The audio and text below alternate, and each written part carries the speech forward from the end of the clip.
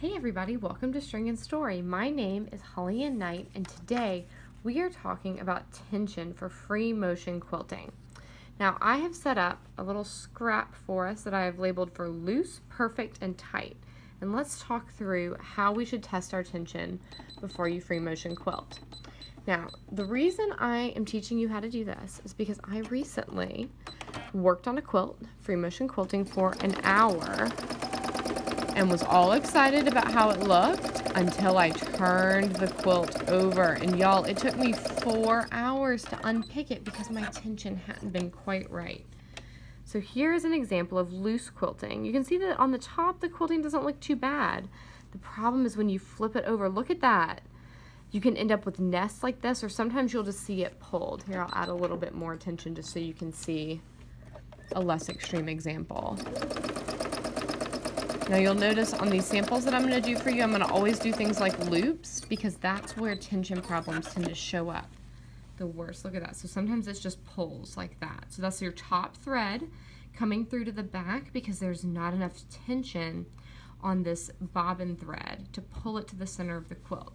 Because when we're quilting, our needle goes up and down, and the top thread and the bobbin thread, they loop on each other like this inside of our quilt. So our perfect tension is going to be when that looped bit, that hook together, is right in the middle of our quilt sandwich. And if that goes one way or the other, our thread definition isn't proper on one side of the quilt or the other.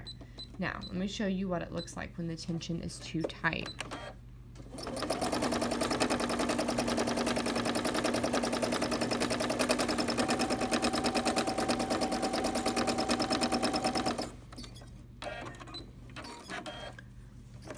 Now, on the back, it's not too bad. These stitches are pulled a little tight. You can see that with the dimpling in the quilt. That's one sign of the tension being too tight. Another sign of the tension being too tight is that these stitches on the top are not well defined. They're floating up above the quilt a little bit, whereas on the back, they're too deep into the quilt. So let's take a look at perfect tension.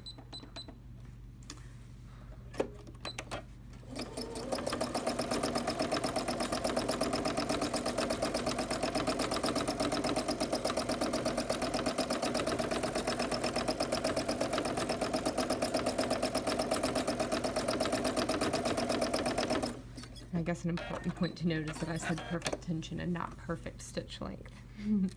All right, so this looks good on the top. These stitches are well defined, but they're not pulled too tight into the quilt. And look, we have a very similar look on the back. This is what we want. I could maybe even tighten this up just a little bit more to pull that bobbin thread inside. So let's go one more notch and see what we think.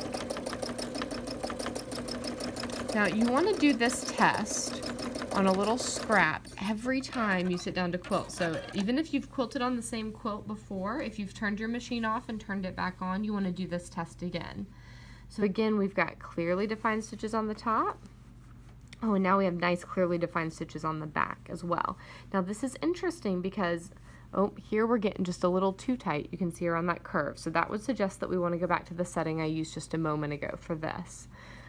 And so it's this constant balance that you want to tweak your machine every single time you sit down to quilt on a little practice sandwich made from the fabric and batting you're using in your current quilt to make sure that those threads don't end up loosey-goosey like this or floating above like this. You want them pulled nice and evenly like this center section.